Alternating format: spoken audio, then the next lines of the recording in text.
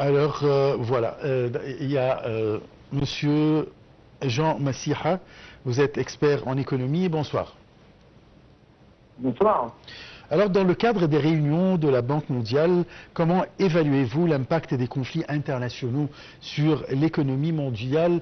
Je parle précisément du conflit au Moyen-Orient.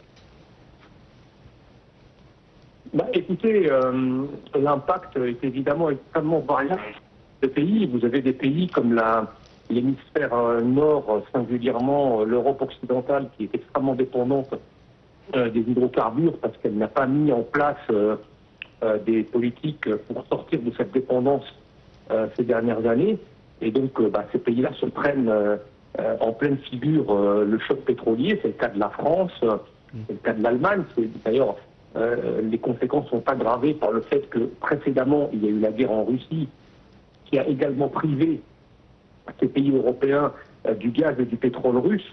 Donc l'Europe se trouve évidemment dans une situation extrêmement défavorable avec un choc inflationniste qui a des répercussions macroéconomiques potentiellement cataclysmiques, à la fois des conséquences macroéconomiques sur les dettes publiques, le service de la dette, l'inflation, la baisse du pouvoir d'achat des ménages, et donc également des conséquences microéconomiques sur la hausse des prix à la pompe pour les automobilistes, la hausse des prix dans les supermarchés, etc., etc.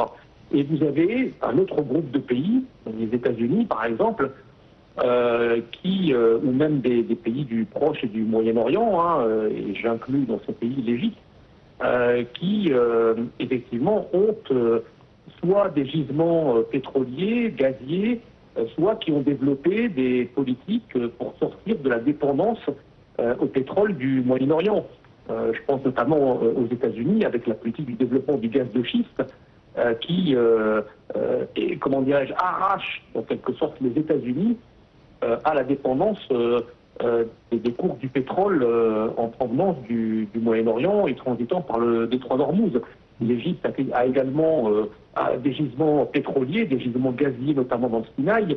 Alors évidemment, aujourd'hui, l'Égypte n'est plus autosuffisante comme elle l'était il y a 50 ans, mais quand même, la production locale de gaz et d'hydrocarbures permet de protéger un tant soit peu l'économie des hausses intempestives de prix liées au conflit du Moyen-Orient. Donc en fait, l'idée, si vous voulez, c'est que ces conséquences, elles ne sont évaluables qu'à long terme. Si la guerre au Moyen-Orient se termine dans quelques semaines ou dans quelques mois, l'impact restera probablement, circonscrit. Si maintenant la guerre, et personne ne peut savoir comment une guerre peut évoluer, si elle venait à durer, là effectivement, il est à craindre que le monde rentre dans une crise économique et une crise financière beaucoup plus importante. Oui. À votre avis, quelles mesures concrètes sont discutées au niveau international pour atténuer les effets de la crise sur les pays en développement surtout? Le problème, si vous voulez, c'est que la hausse des prix pétroliers, c'est un choc exogène. Oui. Donc, on ne peut pas y répondre par des politiques monétaires de hausse des taux directeurs, comme c'est le cas pour une inflation par la demande, par exemple, ce qu'on appelle une inflation endogène. Oui. C'est une inflation exogène qui vient en quelque sorte frapper les économies de l'extérieur. C'est ça ce que ça veut dire. Et donc, comme c'est un choc exogène, les banques centrales sont assez démunies en réalité pour lutter contre les effets inflationnistes de ce choc. Oui. Donc c'est extrêmement compliqué, si vous voulez, de répondre de manière économique à quelque chose qui ne dépend pas du fonctionnement ou des fondamentaux des économies mondiales. Je pense que la meilleure solution, si vous voulez, à cette flambée inflationniste et à ces conséquences économiques, elle ne se situe pas dans l'économie. Elle se situe plutôt dans la géopolitique et dans la politique, c'est-à-dire de trouver une issue pour sortir de cette guerre et rétablir la libre circulation dans le détroit d'Ormuz, et afin que toutes les conséquences adverses rentrent dans l'ordre, en fait. À votre avis, si la guerre au Moyen-Orient s'arrête et il y aura la paix entre les États-Unis, Israël, l'Iran, le Liban, etc., et de l'autre côté, si on résout le problème russo-ukrainien, est-ce que l'économie mondiale va se redresser et les populations vont le sentir? Ah bah c'est évident, vous savez, l'économie et les marchés ne détestent rien d'autre que la guerre et l'incertitude. Je pense que parmi les événements mondiaux dont les conséquences économiques sont les plus graves, les plus imprévisibles et les plus difficiles à déjouer, c'est évidemment les guerres, les conflits qui créent des tensions, des incertitudes. Les acteurs financiers ont tendance à se couvrir, à se rabattre sur des valeurs refuges, à délaisser les marchés. Ça peut provoquer une crise de liquidité, comme on avait vu par exemple pendant la crise financière de 2008.